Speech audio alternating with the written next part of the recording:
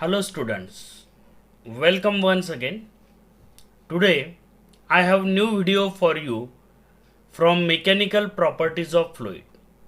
In the previous video from the same unit mechanical properties of fluids, we study many topics like pressure, measurement of pressure, pressure measuring instruments, open tube manometer, open tube barometer.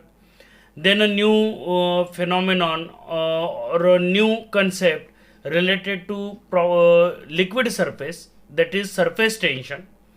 From surface tension we study about some definitions, molecular theory, surface tension, surface energy, relation between surface tension and surface energy.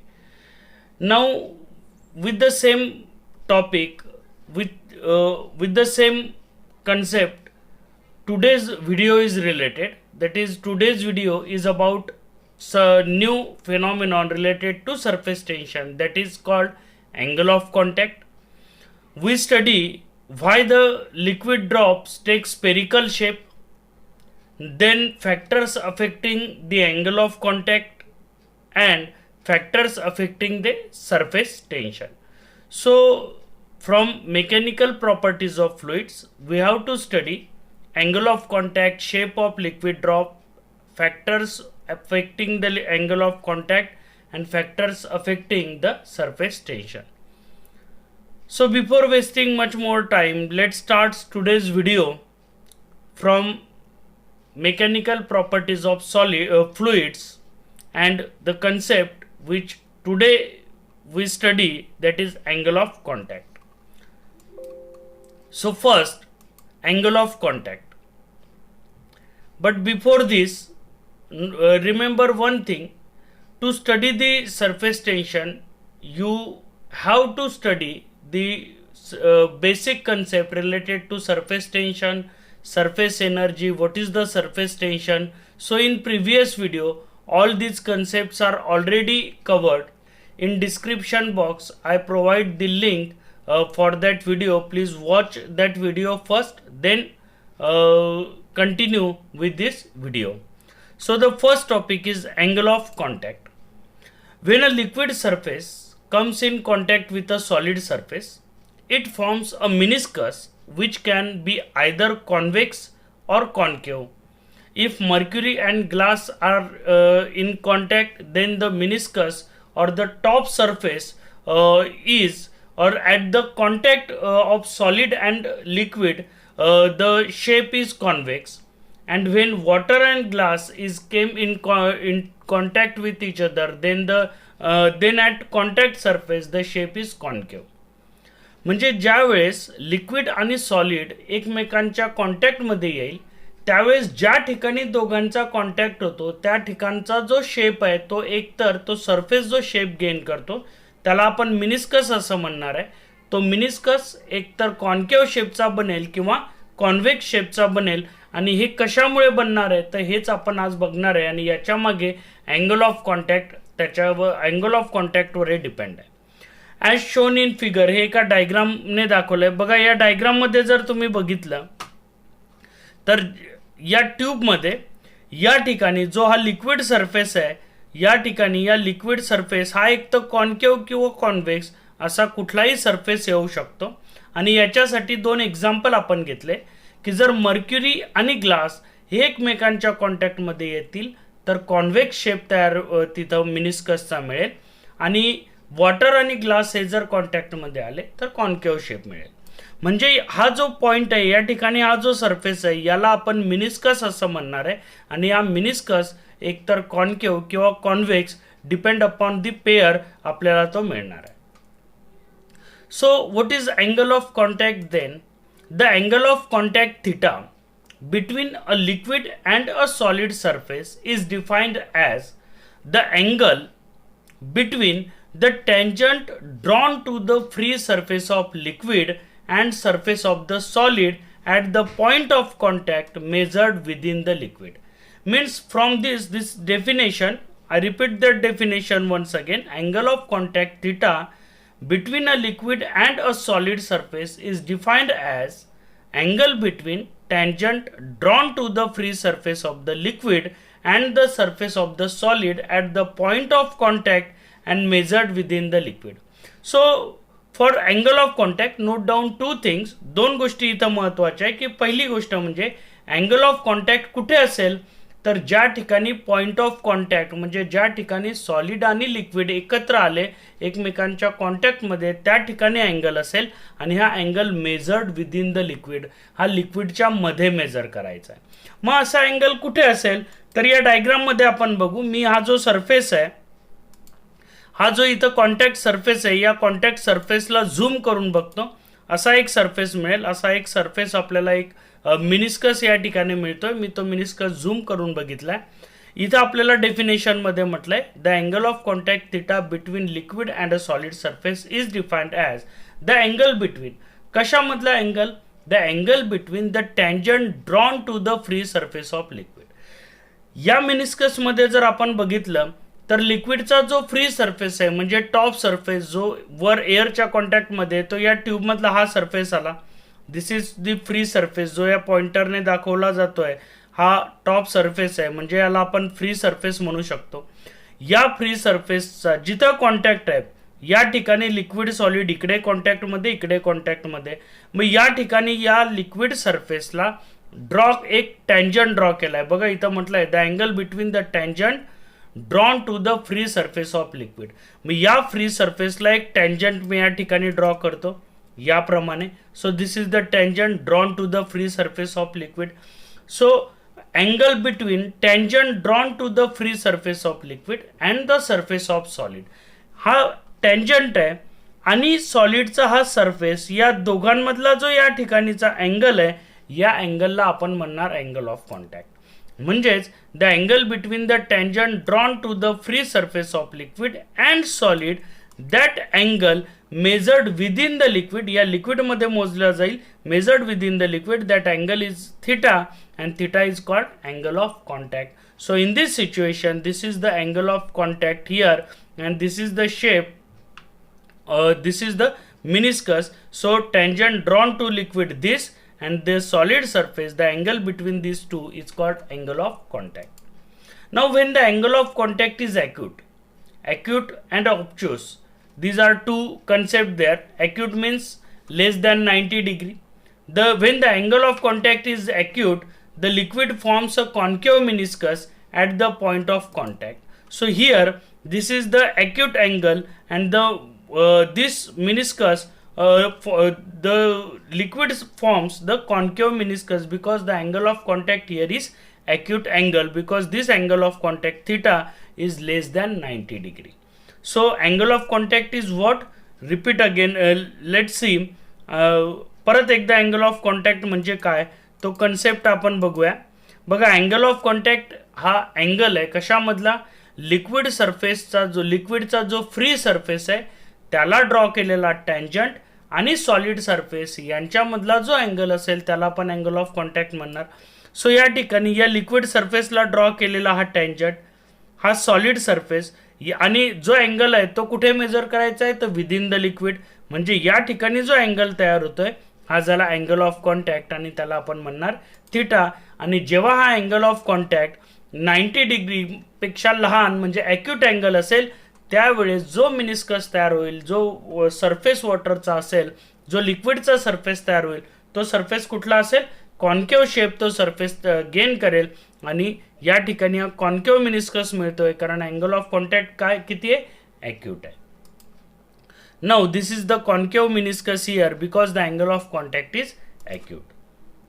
For example मग acute angle कोण form करेल?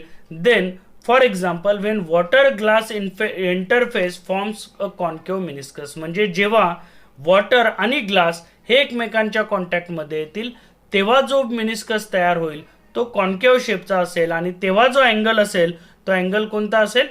तो angle acute angle असेल आणि meniscus हा concave meniscus आपल्याला मिळणार आहे. नाउ हा झाला एक part. But when the angle of contact is obtuse, मग आता ॲक्यूट अँगल आपण बघितला. ॲक्यूट अँगल म्हणजे काय? ज्यावेळेस angle of contact theta is less than 90 degree आहे. मग आता ऑब्च्युअस असेल, ग्रेटर दॅन 90 डिग्री असेल तर जो मिनिस्कस फॉर्म होईल तो कुठला असेल, कॉन्व्हेक्स असेल. मग आता कॉन्व्हेक्स मिनिस्कस कसा, तर बघा डायग्राममध्ये दाखवल्याप्रमाणे हा जो मिनिस्कस मिळतोय, या मिनिस्कसचा जो शेप आहे तो कुठला आहे, कॉन्व्हेक्स शेप आहे, जसा इथं पण येतोय. या ठिकाणी आपण लिक्विड घेतलंय की जे लिक्विड हे ग्लासच्या सॉलिडच्या कॉन्टॅक्टमध्ये, आणि इथं अँगल ऑफ कॉन्टॅक्ट हा ऑब्च्युस आहे. इथंही ऑब्च्युस अँगल ऑफ कॉन्टॅक्ट कसा मिळतो हे स्टडी करण्यासाठी मी हा जो मिनिस्कस आहे याला झूम करून बघतो. याप्रमाणे हा मिनिस्कस येईल. अँगल ऑफ कॉन्टॅक्ट म्हणजे काय, तर angle of contact is the angle between a tangent drawn to liquid surface and solid surface. म्हणजे या लिक्विड सरफेसला इथं आपल्याला एक टँजंट ड्रॉ करावा लागेल. So let's draw a tangent to the liquid surface. Now angle of contact is the angle between tangent and solid surface. But note down, remember one thing, angle of contact is always measured within the liquid. So here this angle is measured in the liquid. So this angle which is measured in the liquid, that angle theta is called angle of contact. And in this situation, in this case, in this condition, the angle of contact is obtuse, that is greater than 90 degree, and hence it forms the convex meniscus. When the water meniscus or when the meniscus is convex, when the angle of contact is obtuse or greater than 90 degree, then it forms the convex meniscus. And this situation, or for example, when meniscus is convex there, when mercury and glass interface are come into contact, then it forms a convex meniscus. Means when mercury and glass both are in contact with each other, then that interface forms a convex meniscus, and in this condition the angle of contact is obtuse.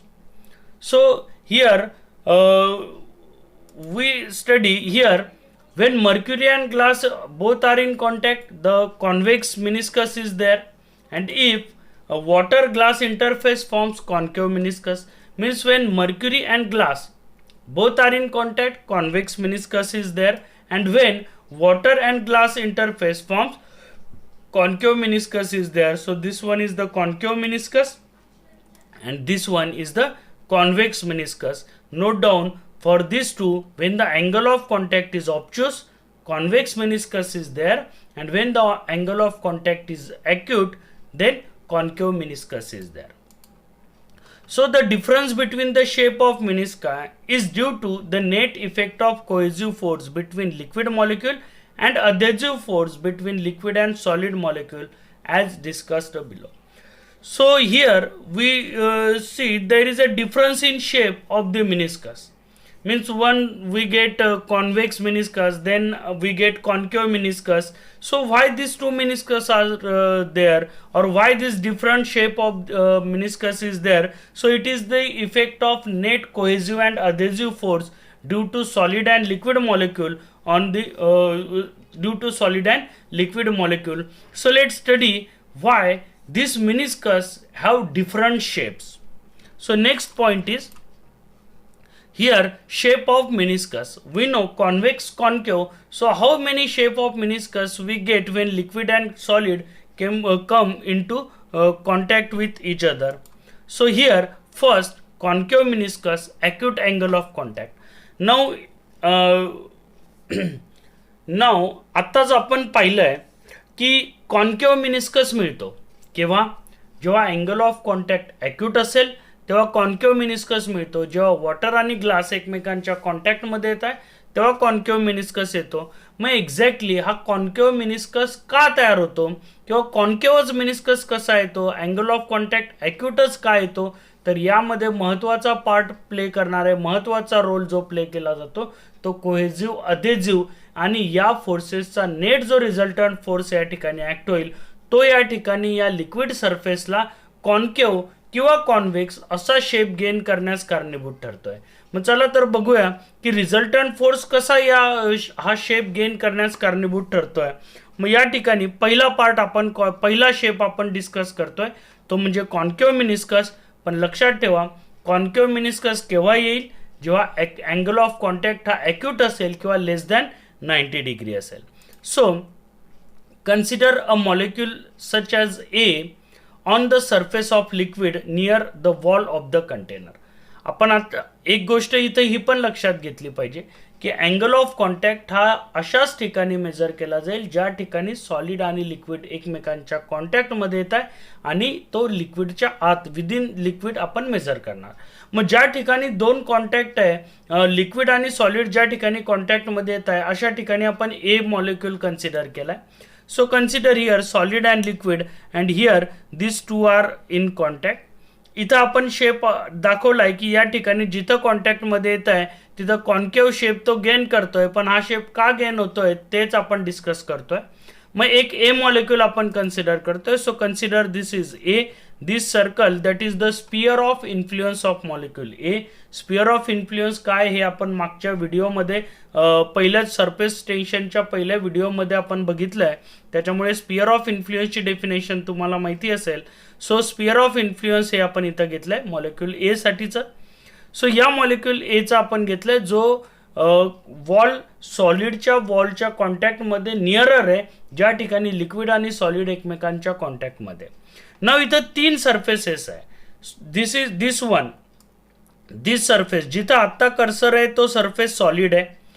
या ठिकाणी जिथं cursor आहे तो surface liquid आहे आणि या solid लिक्विडच्या वर हे जे व्हाईट पोर्शन आहे या ठिकाणी एअर आहे. बरोबर आहे. म्हणजे या ठिकाणी तीन मीडियम आहे सॉलिड, लिक्विड आणि above liquid air medium is there. Now जर तीन मीडियम असतील तर या ए मॉलिक्यूलवर कोहेजिव्ह अधेजिव्ह असे फोर्सेस ऍक्ट होतील. कोहेजिव्ह म्हणजे काय? Force due to same substance, force due to the substance और molecule of same substance cohesive असेल. Adhesive means it is molecular force due to the molecule of different substance. मग या A molecule हा A मॉलिक्यूलचं sphere of influence काही part याचा सॉलिडमध्ये या ठिकाणी, या स्पियर ऑफ इन्फ्लुएन्सचा काही पार्ट सॉलिडमध्ये, काही लिक्विडमध्ये आणि काही एअरमध्ये. So the molecule experiences both cohesive as well as adhesive force. कारण या इथं याचं जे स्पियर ऑफ इन्फ्लुएन्स आहे हे तिघांमध्ये आहे. मग लिक्विडचे मॉलिक्यूल जर असेल सेम लिक्विडचे मॉलिक्यूल फोर्स एक्झर्ट करतील तर तो कोहेजिव्ह झाला. सॉलिडचे एक्झर्ट करतील तर तो डिफरंट सबस्टन्स आला म्हणजे अधेजिव्ह आला. एअरचे एक्झर्ट करतील तर तो पण डिफरंट सबस्टन्स आला म्हणजे अधेजिव्ह आला. म्हणजे the molecule experiences both cohesive as well as adhesive force. Now in this case since the wall is vertical, बरोबर, सॉलिडची वॉल जी आहे सॉलिड वॉल ती ही व्हर्टिकल आहे. The net adhesive force AP bar acting on the molecule A is horizontal. So या ठिकाणी या सॉलिड मॉलिक्यूलमुळे जो काय फोर्स या मॉलिक्यूल ए वर ॲक्ट होणार आहे तो हॉरिझॉन्टल डायरेक्शनमध्ये असेल आणि त्याला म्हटलंय AP बार. अधेजिव्ह तर असणार आहे कारण मॉलिक्यूल ए लिक्विडचा आहे आणि फोर्स सॉलिडचे मॉलिक्यूल एक्झर्ट करताय. So in this case first force आपण बघितला AP बार जो सॉलिडचे मॉलिक्यूल एक्झर्ट करतील आणि तो कसा आहे हॉरिझॉन्टल डायरेक्शनमध्ये. So this one is the AP bar in the horizontal direction. बरोबर आहे. Then net cohesive force AC bar. आता लिक्विडचे मॉलिक्यूल पण या मॉलिक्यूल ए वर फोर्स एक्झर्ट करतील. मग जो लिक्विडचे मॉलिक्यूल फोर्स एक्झर्ट करताय तो AC बारने दाखवला आहे. पण कसं आहे acting on molecule is directed at nearly 45 degree to either of the surfaces.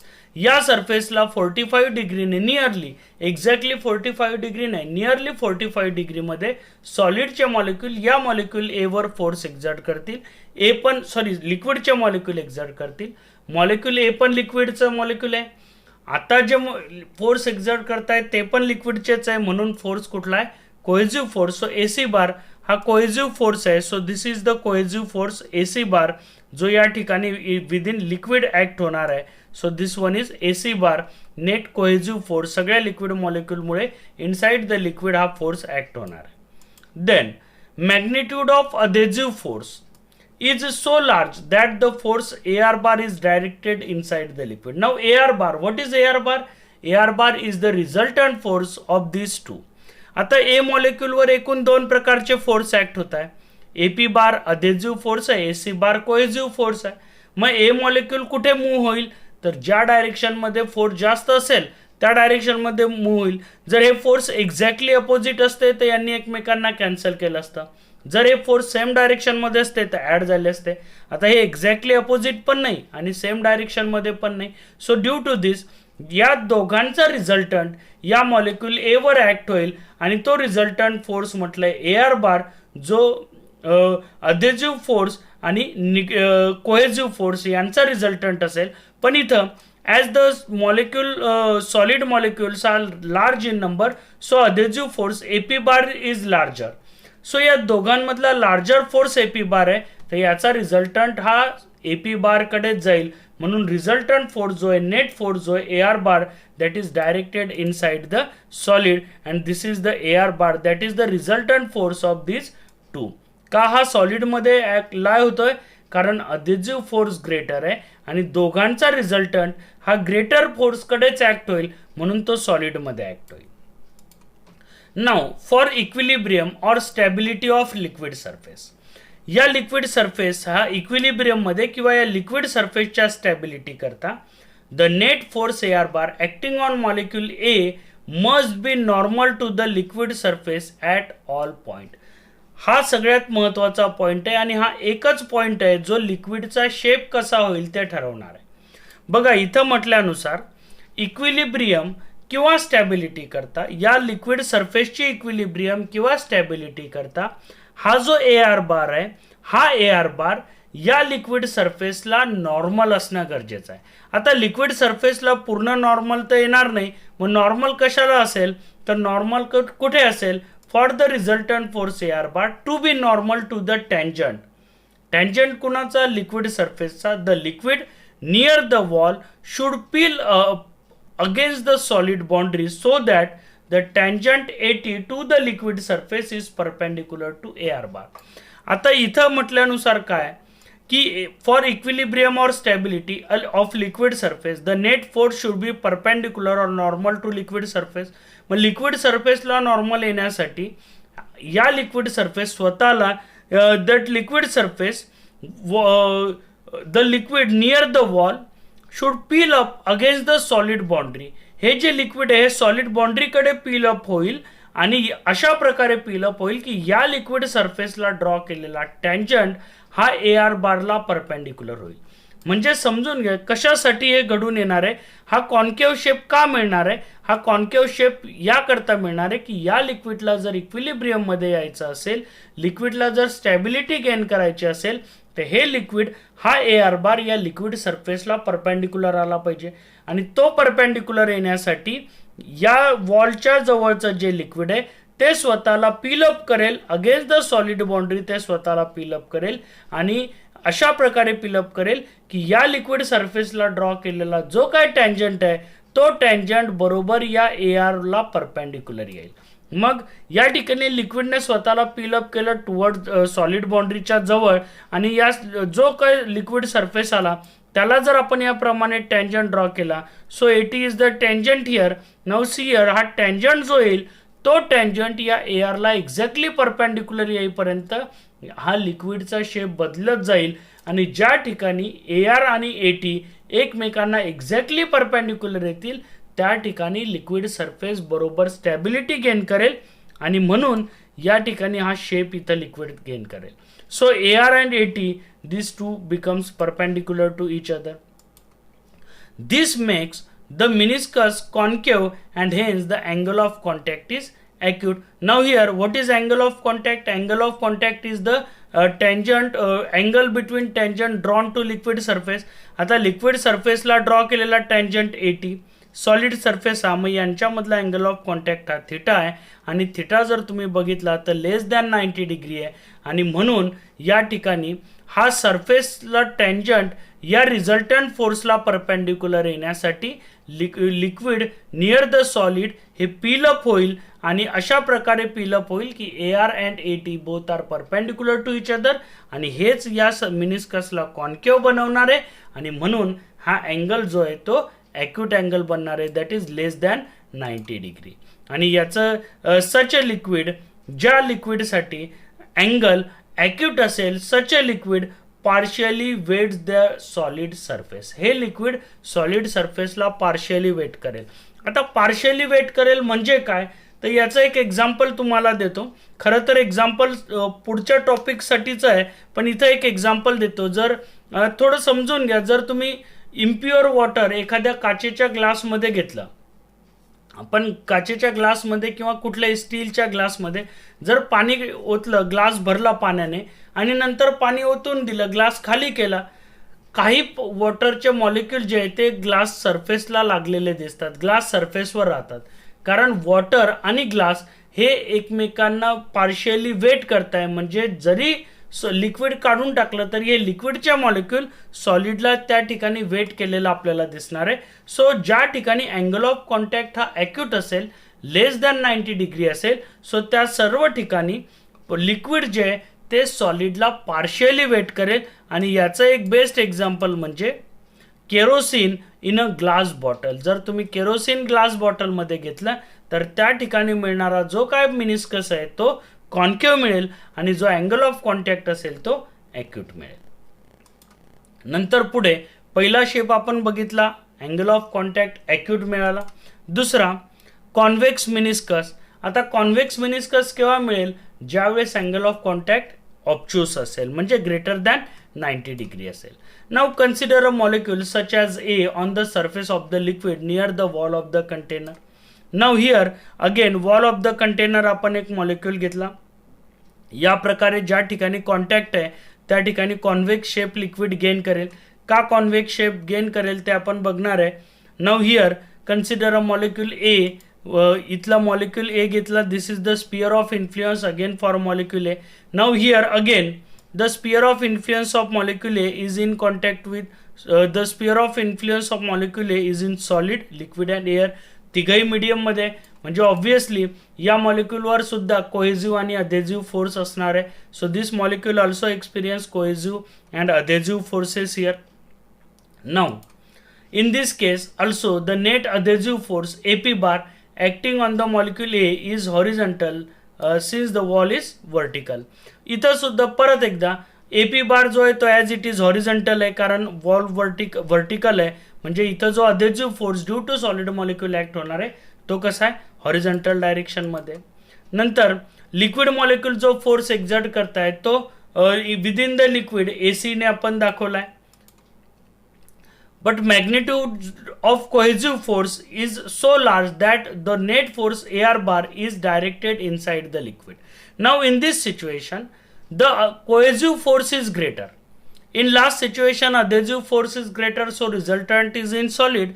But here the cohesive force AC bar is greater, so the resultant is directed inside the liquid, and this one is the resultant AR bar.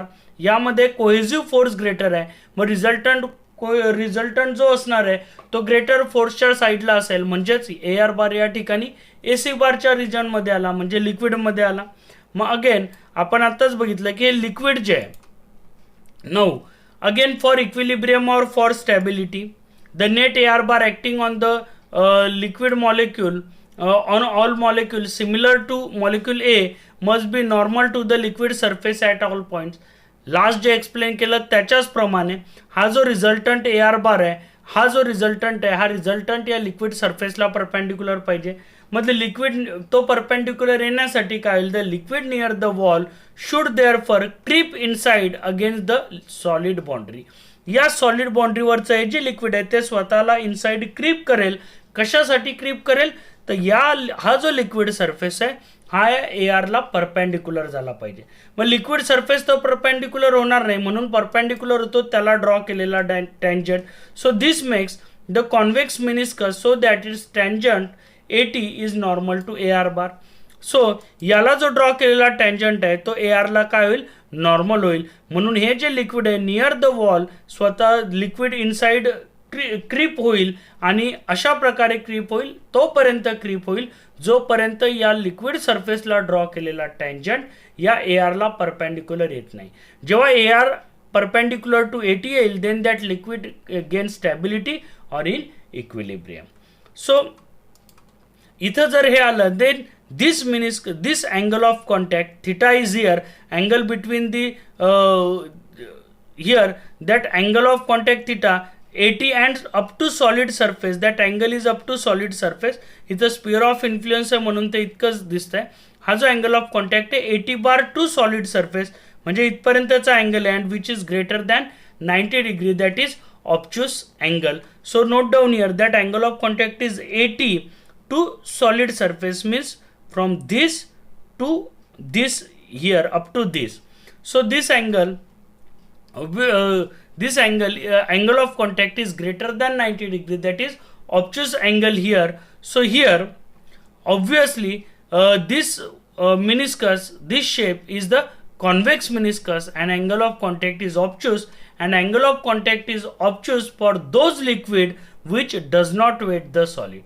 Means for those liquid which does not wet the solid, if this liquid is in contact with solid, then the angle of contact is obtuse and meniscus is convex, and that liquid does not wet the solid. And the example for this is mercury in a glass bottle. If we take mercury in a glass bottle, then the mercury is the liquid which does not wet the solid. Means when mercury and glass are in contact, then angle of contact is obtuse, that is greater than 90 degree, and the meniscus is always convex there. Now third is zero angle of contact. Now in some condition, for some liquid the angle of contact is 0, but the angle of contact in this case is almost 0, that is equal to 0, theta is equal to 0 degree.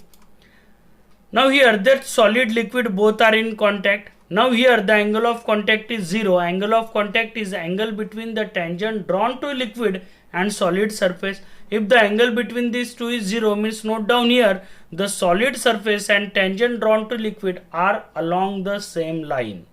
So let's see here the angle of, here the sphere of influence of molecule. Consider a molecule which is in contact with solid and liquid near the wall. In this case the liquid molecule near the contact region are so less number that cohesive force is negligible. So here see that the liquid molecule near the contact are very small, and these are too small so that the cohesive force due to liquid molecule, that is AC bar, is equal to 0, which is here. So AC bar is here. The net adhesive force itself is the resultant force. So negligible cohesive force is there, means the force acted on molecule is only adhesive. So resultant force is only adhesive, that is AP bar and AR bar. This is the adhesive force is here, and that is resultant force which is in solid, that is AP bar is equal to AR bar. Why this is here AP bar is equal to AR bar? Because AC bar is 0. No liquid molecules are there, or very small liquid molecules are there, so no cohesive force is there, negligible cohesive force is there, so only adhesive force, and that is the resultant force. Therefore the tangent AT is along the wall within the liquid, and the angle of contact is 0. So here this is the resultant AR bar. Now liquid adjusts itself so that the tangent to the liquid surface is perpendicular to AR bar. If AR bar is horizontal, then the tangent must be on downward, vertically downward, that is along the solid surface. See here, so this is the tangent AT.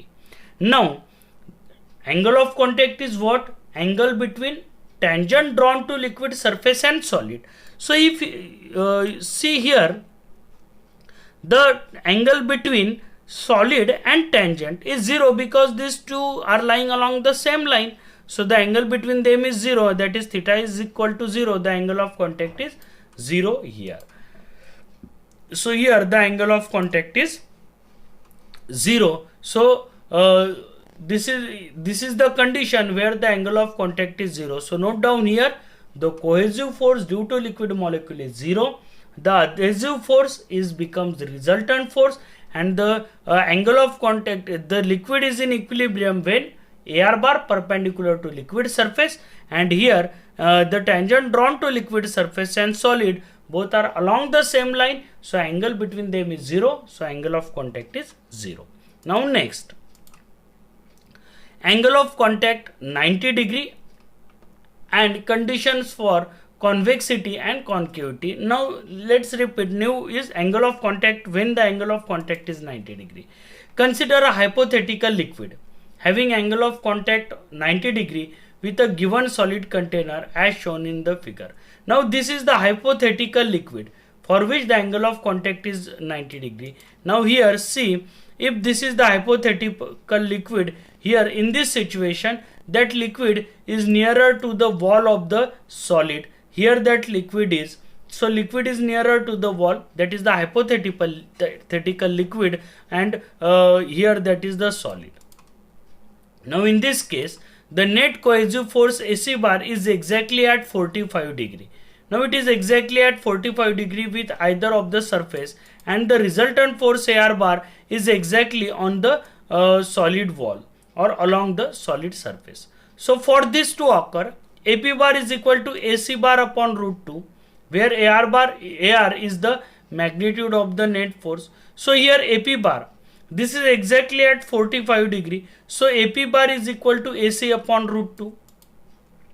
Okay, from this we can write the condition for acute and obtuse angle of contact. So if we take AP bar is equal to AC upon root 2, so from this we can write the condition for acute and obtuse angle of contact.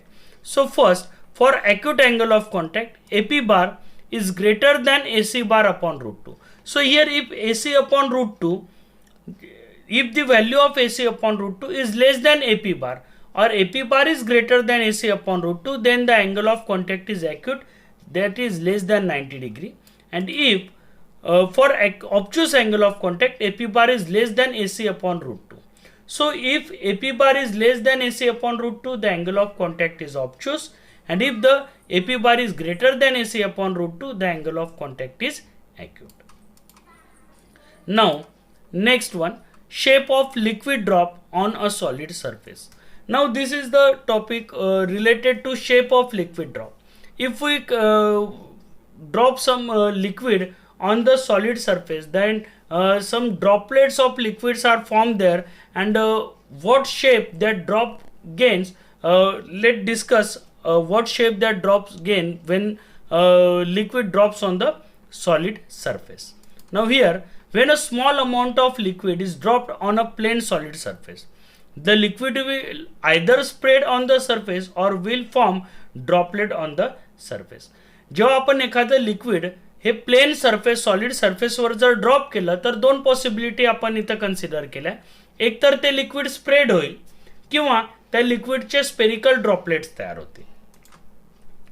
Which phenomenon will occur depends on the surface tension of the liquid and the angle of contact between the liquid and the solid surface. हे जे drop, एक तर liquid spread होईल किंवा त्याचा drop बनेल, हे कशावर डिपेंड आहे तर हे सरफेस टेन्शन आणि अँगल ऑफ कॉन्टॅक्ट या दोन फेनॉमेनॉन इथं अराइज होत आहे की ज्याच्यामुळे हे लिक्विड एक तर स्प्रेड होत आहे किंवा त्याचे ड्रॉप तयार होत आहे. The surface tension between the liquid and air as well as that between the solid and air will also have to be taken into account. So हे जे ड्रॉप तयार होत आहे हे स्टडी जर करायचं असेल की लिक्विड स्प्रेड होईल की लिक्विडचा ड्रॉप तयार होईल, हे जर स्टडी करायचं तर काही सरफेस टेन्शन आपण अकाउंटमध्ये घेणार आहे, काही कन्सिडर करणार आहे. जसं आपल्याला surface tension between liquid and air consider करावं लागेल, surface tension between solid and air consider करावं लागेल, आणि surface tension between liquid and air म्हणजे तीन सरफेस टेन्शन इथं कन्सिडर करावे लागतील. Liquid and air, solid and air आणि लिक्विड अँड सॉलिड असे तीन सरफेस टेन्शन आपल्याला या ठिकाणी कन्सिडर करावे लागतील. तेव्हा आपल्याला या ठिकाणी लिक्विड ड्रॉप केल्यावर, प्लेन सरफेसवर लिक्विड ड्रॉप केल्यावर ते स्प्रेड होईल का त्याच्यापासून ड्रॉप तयार होईल हे आपल्याला स्टडी करता येईल. नाउ समजा मी या ठिकाणी लिक्विड ड्रॉप केलं, हे सॉलिड सरफेस आहे, याच्यावर या ठिकाणी लिक्विड ड्रॉप केलं, then here the liquid spreads and here the liquid droplets is formed. Okay, these are the two conditions. Here the liquid spread, here the liquid drop is formed. So here now consider T1, force due to surface tension at liquid solid interface.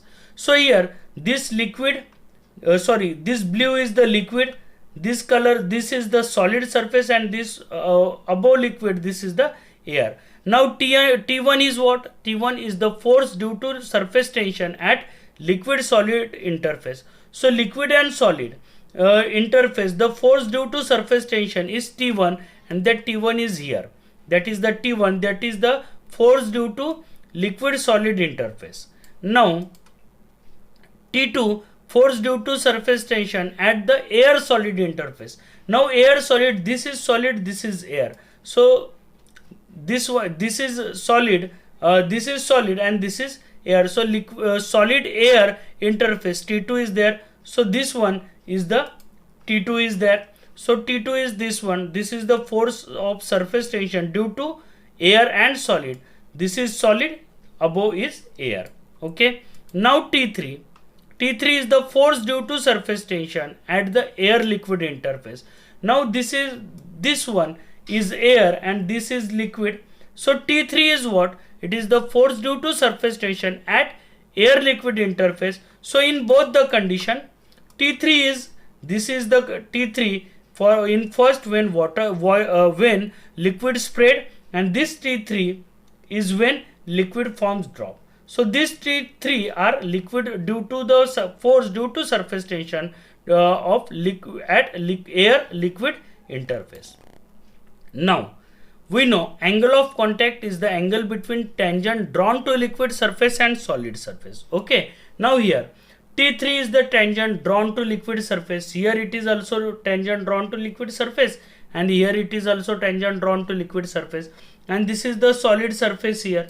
Now here, so let theta be the angle of contact for the given solid liquid pair. So in diagram, where is theta?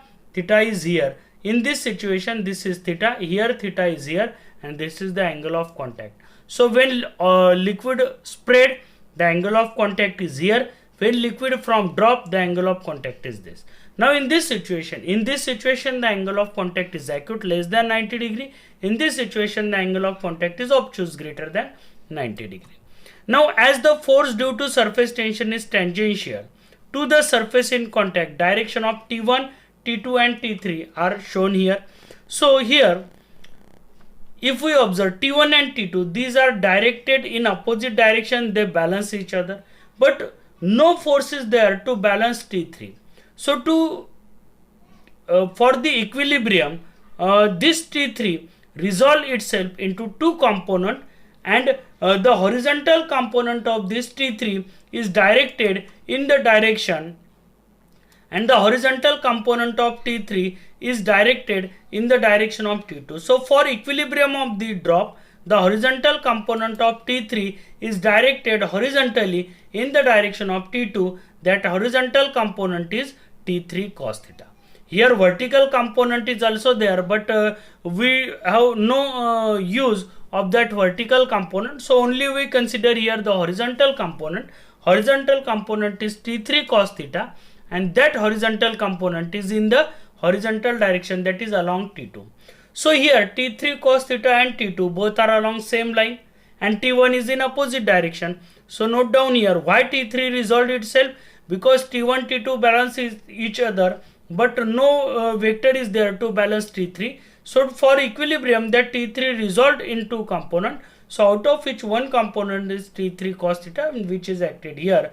So if we observe here, T1 is on this left side and T3 cos theta and T2 on right side. So from this we can write the equation T2 is equal to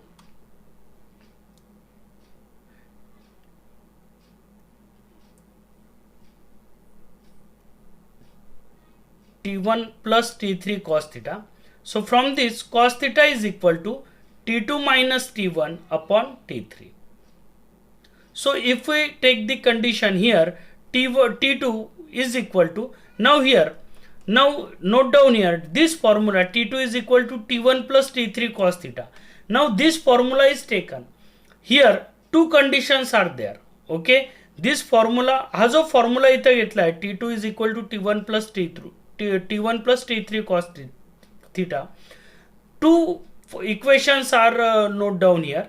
So if T3 cos theta and T2 both are in same direction, then T2 plus T3 is there. Now here, if the liquid spreads, then T1, this T3 cos theta is in this the direction of T1. So this equation is for first condition, and if T2 and T3 cos theta means second condition, T2 plus T3 cos theta is there. म्हणजे बघा या ठिकाणी या दोन condition आहेत, हे equation change होऊ शकेल. जर पहिली कंडिशन घेतली तर या T3 ची डायरेक्शन जो रिझॉल्व्ड होतो हॉरिझॉन्टल कंपोनंट तो लेफ्ट डायरेक्शनमध्ये रिझॉल्व्ह होईल. जर तो लेफ्ट डायरेक्शनमध्ये रिझॉल्व्ह झाला तर हे इक्वेशन येईल. जर राईट डायरेक्शनमध्ये रिझॉल्व्ह झालं तर इथं T1च्या ऐवजी T2 प्लस T3 होईल. लक्षात आला. पहिल्या सिच्युएशनमध्ये हॉरिझॉन्टल कंपोनंट राईट डायरेक्शनला येईल म्हणजे T1 आणि T3 कॉस थिटा. T1 आणि T3 कॉस थिटा या T3 ची डायरेक्शन इकडे येईल म्हणजे T1 आणि T3 ची सेम डायरेक्शन म्हणून ते ऍड होतील. दुसऱ्या कंडिशनमध्ये T2 आणि T3 ची सेम डायरेक्शन मग इथं T2 येईल इकडे T1 येईल. सो फर्स्ट कंडिशन या पहिल्या याच्यामध्ये T2 is equal to T1 plus T3 cos theta. So cos theta is equal to T2 minus T1 upon T3. So this one is the equation here. Now from this equation, so जे equation आपण consider केलंय T2 is equal to T1 plus T3 cos theta. Cos theta is equal to T2 minus T1 upon T3. या equation Verna हा जो theta आहे that is angle of banking आहे हा acute आणि ऑब्च्यूज कसा येतो ते आपण बघणार आहे. So from this equation we get the following cases. दोन या इक्वेशन वरना काही कंडिशन आपल्याला मिळत आहे. लिक्विड स्प्रेड होईल का, ड्रॉप फॉर्म होईल का, काहीच फॉर्म होणार नाही, कसा शेप लिक्विड ड्रॉप गेन करेल ते सगळे या इक्वेशनवर डिपेंड आहे. So let study the first condition. If in this equation if T2 is greater than T1, जर याच्यामध्ये कॉस थिटाच्या इक्वेशनमध्ये T2 हा T1 पेक्षा ग्रेटर असेल then T2 minus T1 is less than and T2 minus T1 is less than T3. बघा T2 minus T2 is greater than T1 and T2 minus T1 is less than T3. म्हणजे इथं denominator जर greater असेल then answer is less than 1 then cos theta is positive and the angle of contact theta is acute. कारण cos theta positive फक्त acute अँगलसाठी येईल. म्हणजे पहिल्या सिच्युएशनमध्ये जर T2 हे T1 पेक्षा स्मॉल असेल आणि T2 मायनस T1 हे T3 पेक्षा स्मॉल असेल तर कॉस थिटा पॉझिटिव्ह येईल आणि त्यावेळेस अँगल ऑफ कॉन्टॅक्ट हा पॉझिटिव्ह मिळेल. अँगल ऑफ कॉन्टॅक्ट थिटा हा लेस दॅन 90 डिग्री मिळेल म्हणजे ॲक्यूट मिळेल. कंडिशन बघा. जर या ठिकाणी एअर सॉलिड लिक्विड हे तिघं असेल, लिक्विड जर स्प्रेड झालं तर T1 ची ही डायरेक्शन, T2 ची इकडे direction. Now this is the direction of T3. Now angle of contact is here, angle between tangent to the liquid surface and solid म्हणजे अँगल ऑफ कॉन्टॅक्ट आला. So angle of contact जर या कंडिशनमध्ये positive येतोय, acute angle येत असेल तर ही झाली पहिली कंडिशन. यामध्ये जेव्हा लिक्विड स्प्रेड होईल तेव्हा अँगल ऑफ कॉन्टॅक्ट हा ॲक्यूट मिळेल. सिमिलरली दुसऱ्या कंडिशनमध्ये काय बघता येईल.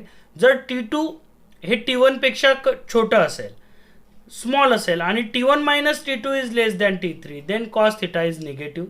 जर T1 इथं ग्रेटर आला तर याचा आन्सर निगेटिव्ह येईल म्हणजे कॉस थिटा निगेटिव्ह येईल. आणि जर कॉस थिटा निगेटिव्ह आलं तर 100% angle is greater than 90 degree and angle जर ग्रेटर दॅन 90 डिग्री आला म्हणजे ऑब्च्युअस अँगल आला आणि ऑब्च्युअस अँगल येत असेल तर लिक्विड जे शेप गेन करेल तो ड्रॉपच्या फॉर्मॅटमध्ये असेल. बघूया मग हा ड्रॉप असताना ॲक्यूट ऑब्च्युअस अँगल कसा मिळतो. बघा सिमिलरली T1, T2 आणि T3 आहे. Now angle of contact is the angle between tangent and solid surface that is this is the angle of contact theta. आणि अँगल ऑफ कॉन्टॅक्ट जर drop form झाला तर ऑब्च्युअस आला that is greater than 90 degree आणि हे बी फिगरमध्ये. म्हणजे यामध्ये बघा पहिल्या डायग्राममध्ये ए डायग्राममध्ये काय दिलं आहे की डायग्राममध्ये असं म्हटलं आहे कॉस थिटा पॉझिटिव्ह येतो, T2 T1 पेक्षा greater, T2 minus T1 T3 पेक्षा स्मॉल, थिटा पॉझिटिव्ह आला. थिटा जेव्हाही पॉझिटिव्ह येईल कॉस थिटा ॲक्यूट असेल. मग जेव्हा लिक्विड प्लेन सॉलिडवर टाकल्यावर जर लिक्विड स्प्रेड होत असेल तर याचा अर्थ थिटा हा पॉझिटिव्ह आहे, ॲक्यूट अँगल आहे. म्हणजे when liquid spreads on the solid then angle of contact is acute there and when liquid forms a drop then angle of contact is obtuse. आणि हे जर तुम्हाला पाहायचं असेल जर तुम्ही मर्क्युरी जर तुम्ही प्लेन सरफेसवर टाकला तर मर्क्युरीचे छोटे छोटे ड्रॉप्स बघायला मिळतील याप्रमाणे. कारण मर्क्युरी जेव्हा सॉलिडच्या कॉन्टॅक्टमध्ये येईल तेव्हा जो अँगल ऑफ कॉन्टॅक्ट फॉर्म असेल तो ऑब्च्युअस असेल that is greater than 90 degree मिळणार आहे. Now next third condition is there. If T2 minus T1 is equal to T3 then cos theta is equal to 1 and cos theta is 1 that is theta is 0. मग theta 0 असेल म्हणजेच काय तर angle of contact 0 होईल जर दोघांची value सारखी असेल. चौथ्या कंडिशनमध्ये if T2 minus T1 is greater than T3 or T2 is greater than T1 plus T3 then cos theta is greater than 1 which is impossible कारण cos theta ची value ही कधीही 1 पेक्षा ग्रेटर येणार नाही. cos theta never greater than 1 आणि म्हणून ही condition कधी possible होणार नाही which is impossible. Now the liquid spreads over the solid surface and drop will not be formed. So in the fourth situation जी कंडिशन इम्पॉसिबल आहे या condition मध्ये जेव्हा तुम्ही सॉलिड लिक्विड सॉलिड सरफेसवर टाकाल तेव्हा ते फ्लो होईल, स्प्रेड होईल आणि कुठलाही ड्रॉप फॉर्म होणार नाही. So this is the condition, this condition occurs when pure liquid जर प्युअर ग्लासवर आपण जर ड्रॉप केलं तर त्या ठिकाणी कोणताही ड्रॉप फॉर्म होणार नाही, तिथं ही फोर्थ कंडिशन राहील. So this is about the shape of the liquid. Now next factors affecting the angle of contact. Now next topic आपण अँगल ऑफ कॉन्टॅक्ट म्हणजे काय स्टडी केलं, पण या अँगल ऑफ कॉन्टॅक्ट ॲक्यूट असतो, ऑब्च्युअस असतो. काही ठिकाणी तो अँगल ऑफ कॉन्टॅक्ट 0 पण आला. ओके, काही ठिकाणी तो आपण हायपोथेटिकल लिक्विडसाठी 90 डिग्री पण पाहिला. या अँगल ऑफ कॉन्टॅक्टला काही फॅक्टर अफेक्ट करणार आहे. बघूया कुठले कुठले फॅक्टर आहे. The value of angle of contact depends on the following factors. First, the nature of the liquid and the solid in contact. कोणत्या प्रकारचं लिक्विड आणि कोणत्या प्रकारचं सॉलिड कॉन्टॅक्टमध्ये येत आहे त्याच्यावर सुद्धा अँगल ऑफ कॉन्टॅक्ट डिपेंड आहे. जसं फॉर एक्झाम्पल काही लिक्विड आहे जे which completely wet the solid, some liquids are partially weight the solid, some liquid does not weight the solid. So angle of contact is different for different liquid. If the liquid partially weight the solid, angle of contact is acute. If liquid completely weights the solid, angle of contact is 0. If liquid does not weight the solid, angle of contact is obtuse. So angle of contact, first point is depend upon nature of solid and liquid which are in contact. Now second point, impurity. Impurities present in the liquid change the angle of contact. Best example याचं water. जर pure water pure water एकमेकांच्या कॉन्टॅक्टमध्ये आले तर angle of contact 0 येतो. पण त्याच वेळेस जर इम्प्युअर वॉटर जर ग्लास सरफेसच्या कॉन्टॅक्टमध्ये येईल तर अँगल ऑफ कॉन्टॅक्ट हा ॲक्यूट अँगल मिळतो. म्हणजे इम्प्युरिटी ॲड केली तर अँगल ऑफ कॉन्टॅक्ट बदलतो आणि हे सेकंड फॅक्टर आहे इम्प्युरिटी, म्हणून इम्प्युरिटी अँगल ऑफ कॉन्टॅक्ट बदलवू शकते. Third, temperature of the liquid. Any increase in temperature of liquid decrease its angle of contact. जर एक लिक्विडचं टेम्परेचर आपण इन्क्रीज केलं तर अँगल ऑफ कॉन्टॅक्ट डिक्रीज होतो. म्हणजे लिक्विडमधला कोणताही चेंज, लिक्विडच्या टेम्परेचरमध्ये जर कुठलाही चेंज झाला तर त्याचा अँगल ऑफ कॉन्टॅक्ट हा बदलतो. So for given solid liquid surface the angle of contact is constant at given temperature.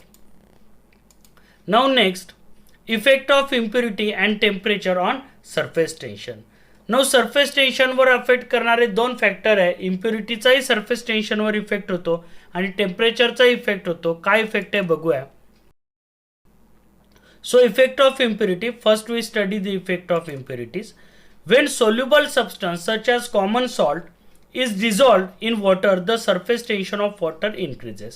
जर कॉमन सॉल्ट असेल, ज्या इम्प्युरिटी कम्प्लिटली सोल्युबल आहे त्या जर आपण लिक्विडमध्ये ॲड केल्या तर surface tension of water increases. Wien sparingly soluble substance such as phenol or detergent is mixed with water, surface tension of water decreases. जर पार्शियली सोल्युबल इम्प्युरिटीज असतील, अशा जर इम्प्युरिटीज आपण लिक्विडमध्ये ॲड केल्या तर त्याचं सरफेस टेन्शन हे डिक्रीज होतं. फॉर एक्झाम्पल डिटर्जंट पावडर आहे, ही डिटर्जंट पावडर आपण वॉटरमध्ये मिक्स करतो क्लोथ्स वॉशिंगसाठी. It is due to decrease the surface tension of water.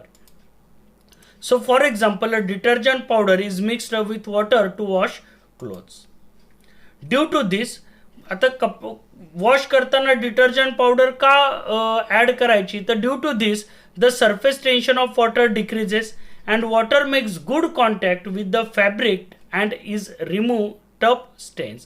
आता का ॲड करतो, तर जेव्हा आपण डिटर्जंट पावडर क्लोथ लिक्विडमध्ये वॉटरमध्ये ॲड करू तेव्हा त्याचं सरफेस टेन्शन कमी होतं. सरफेस टेन्शन कमी झालं तर त्या पाण्याचा ते जे फॅब्रिक आहे, जे धागे ज्याच्यापासून तो कपडा बनवला गेलाय त्याच्याशी कॉन्टॅक्ट चांगला होतो आणि तिथून जे स्ट्रेन्स असतील ते कम्प्लिटली रिमूव्ह केले जाऊ शकतात.